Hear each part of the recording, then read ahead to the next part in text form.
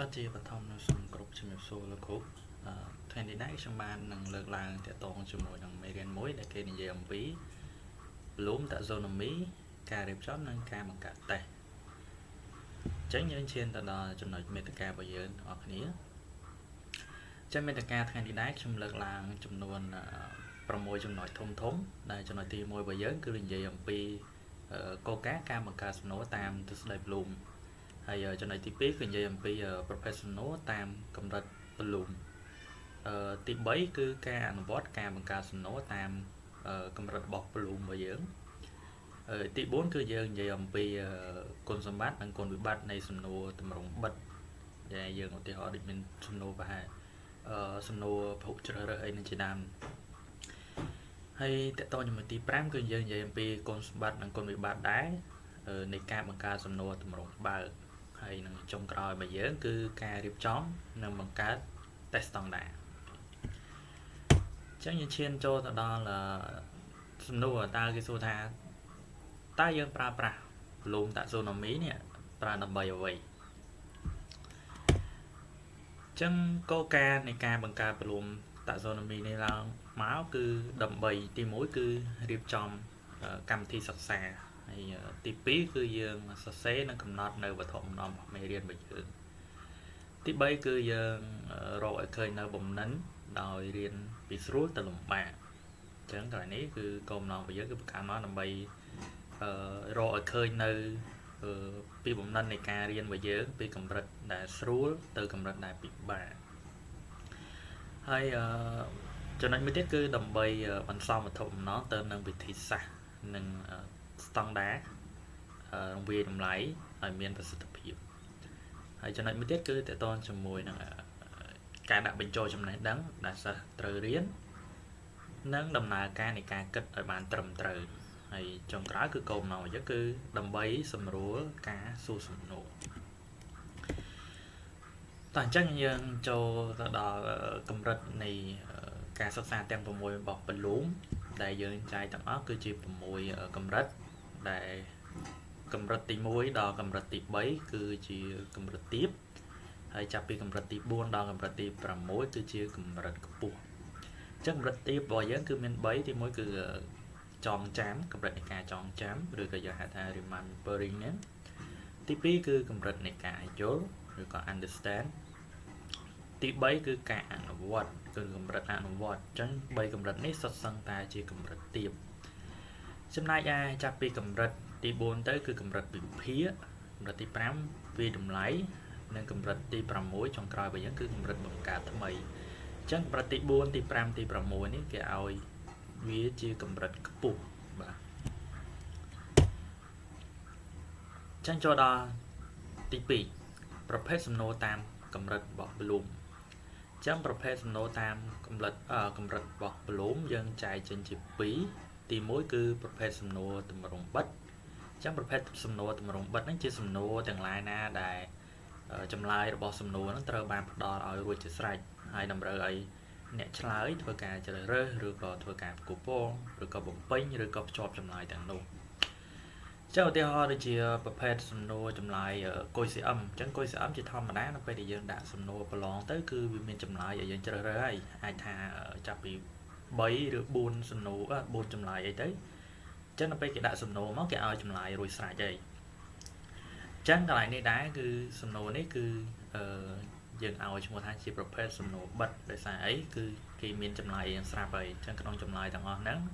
អាចមានត្រូវហើយនឹងមានខុសអញ្ចឹងយើងអាចឆ្លើយចម្លើយផ្សេងអ្វីក្រៅពីអ្វីដែលគេឲ្យទេអញ្ចឹងគុណសម្បត្តិរបស់វាគឺយើងងាយស្រួលកែហើយនឹងមានសិច្ឆានុភាពហើយយើងអាចដាក់សំណួរតម្រងបិទហ្នឹងបានច្រើនសំណួរ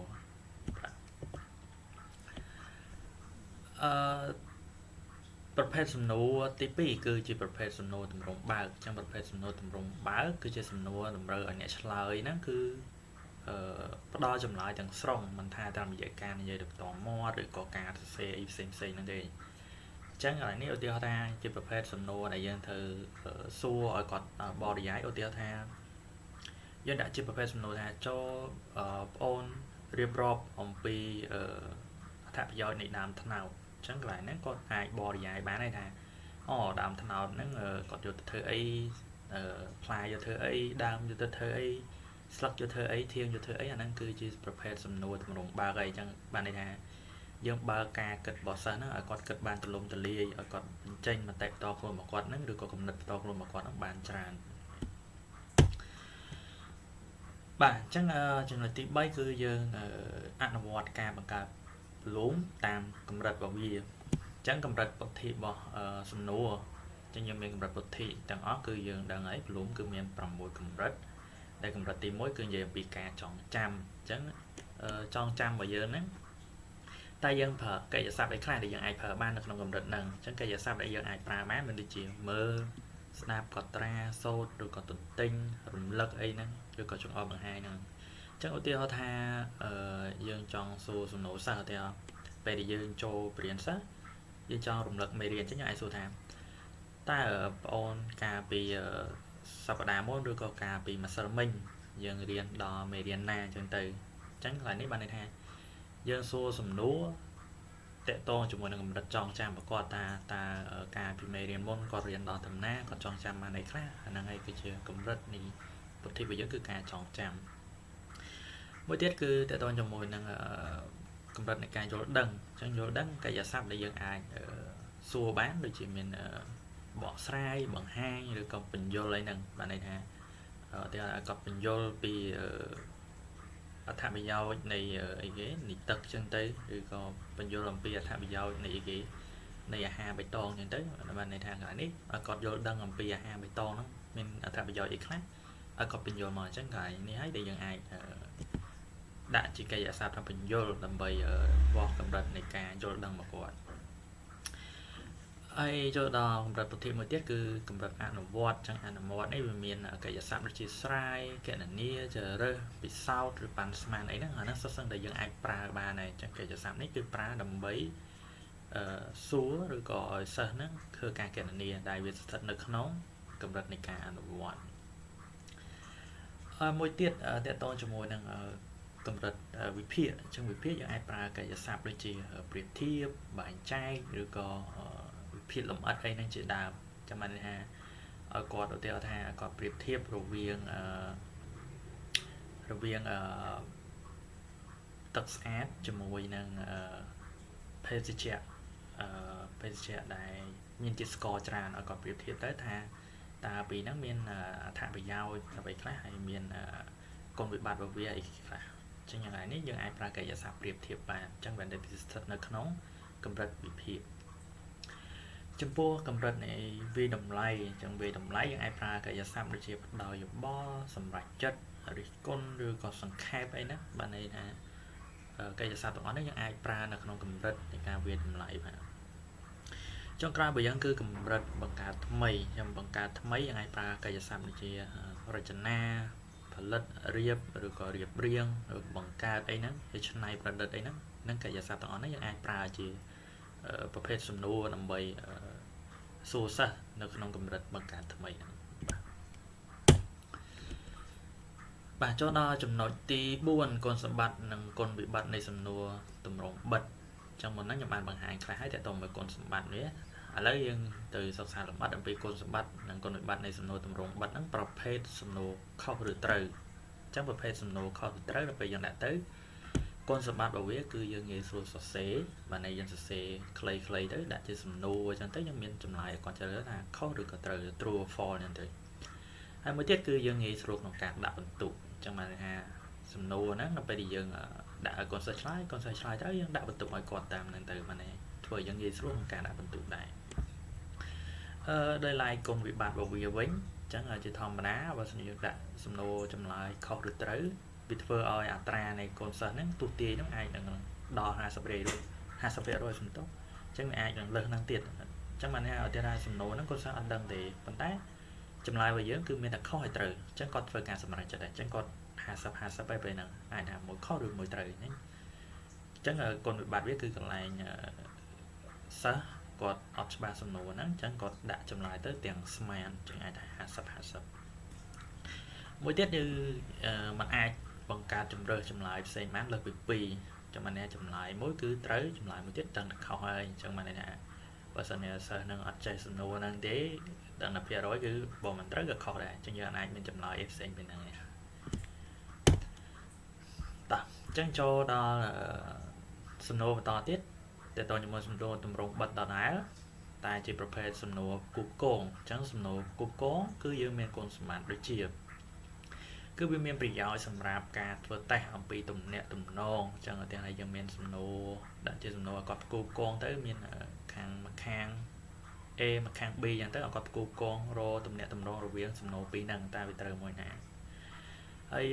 ទី2គឺយើងបង្កើតក្នុងចំណោមច្រើនអញ្ចឹងមានន័យថាសំណួរគូកងយើងអាចដាក់មកជួរ A នេះអាចដាក់ណា10សំណួរអីចឹងទៅឬ10បន្ទាត់អីចឹងទៅខាង B 10បន្ទាត់ទៀតទៅអញ្ចឹងបានវាបាន20សំណួរអីចឹងគាត់គូកងហើយសិក្សាពីទំនាក់ទំនងនៃសំណួរហ្នឹងទៅទៅនឹងដែរគឺយើងក៏មាននៅគុណវិបត្តិដែរជាងគុណវិបត្តិរបស់សំណួរគូកងគឺវិធីសាស្ត្របង្កើតសំណួរជាក្រុមវាបំផ្លាញភាពឯករាជ្យនៃសំណួរតេស្តអញ្ចឹងបានន័យថាយើងដាក់សំណួរគាត់ជ្រើសរើសទៅវាច្រើនពេកអញ្ចឹងវាបាត់វាបំផ្លាញអ្វីជាភាពឯករាជ្យរបស់សំណួររបស់យើងអញ្ចឹងសំណួររបស់យើងអាចវាគូបានច្រើនទៅរបៀបចឹងទៅអញ្ចឹងយើងចូលទៅដល់ប្រភេទសំណួរមួយទៀតនៃទម្រង់បិទដដែលគឺប្រភេទសំណួរពហុជ្រើសរើសអញ្ចឹងពហុជ្រើសរើសក៏យើងមានគុណសម្បត្តិរបស់វាដែរអញ្ចឹងគុណសម្បត្តិរបស់វាគឺសុំទោសគុណសម្បត្តិរបស់វាគឺកាត់បន្ថយអត្រាទុទាយអញ្ចឹងមានន័យថាបើសិនជាយើងមានប្រភេទចម្លើយគាត់ជ្រើសរើសច្រើនណាគាត់កាត់បន្ថយនឹងការទាយអីមិនដូចជាសំណួរខុសត្រូវអីខុសត្រូវយើងមានតែ2ជំរើសឲ្យគាត់ទេអញ្ចឹងគាត់អាចនឹង50-50អីប៉ុន្តែបើសំណួរពហុជ្រើសរើសយើងអាចមានចម្លើយគាត់ជ្រើសរើសច្រើនអញ្ចឹងកាត់បន្ថយភាគរយនៃការទុទាយរបស់គាត់ដែរমানেគាត់រៀនច្បាស់ខាងណាឬក៏ចម្លើយមួយណាអញ្ចឹងគាត់ជ្រើសរើសមួយហ្នឹងទៅហើយទី2គឺអាចត្រូវបានប្រើដើម្បីវាស់លំនាំនៃពុទ្ធិបានទូលំទូលាយអញ្ចឹងបានន័យថាយើងពេលយើងដាក់ប្រភេទសំណួរពហុជ្រើសរើសទៅយើងអាចវាស់នៅលំនាំនៃពុទ្ធិរបស់គាត់បានទូលំទូលាយជាងសំណួរទម្រង់បិទដូចជាខុសត្រូវអញ្ចឹងបានន័យថាគាត់អាចមានការគិតច្រើនជាងមុនគាត់មិនចេះតែស្មានឬរើសយកចម្លើយណាមួយទេបាទហើយមួយទៀតគឺកាត់បន្ថយបញ្ហានៃការកែបន្ទុកតាមមុខវិជ្ជាអញ្ចឹងបានន័យថានៅពេលដែលដាក់សំណួរពហុជ្រើសរើសទៅយើងអាចជួយកាត់បន្ថយបញ្ហានៃការកែបន្ទុករបស់យើងដែរମାନେមុខវិជ្ជាយើងជួនកាលច្រើនយើងដាក់ជាប្រភេទសំណួរពហុជ្រើសរើសទៅអានឹងយើងងាយស្រួលក្នុងការកែបន្ទុកដែរចំណុចមួយទៀតគឺទៅតជាមួយគុណវិបត្តិរបស់វាម្ដងអញ្ចឹងគុណវិបត្តិរបស់វាគឺវិធីសាស្ត្រនៃការបង្កើតសំណួរជាក្រុមវាបំផ្លាញសំទោសវាបំផ្លាញឯករាជ្យភាពនៃសំណួរដែរអញ្ចឹងធម្មតាបើសិនជាសំណួរយើងឲ្យចម្លើយច្រើនពេកវាធ្វើឲ្យសំណួរហ្នឹងមានជម្រើសច្រើនបាទអញ្ចឹងចូលដល់សំណួរមួយទៀតដែរតកតងជាមួយសំណួរទម្រង់បិទដដែលគឺសំណួរបំពេញចន្លោះអញ្ចឹងសំណួរបំពេញចន្លោះ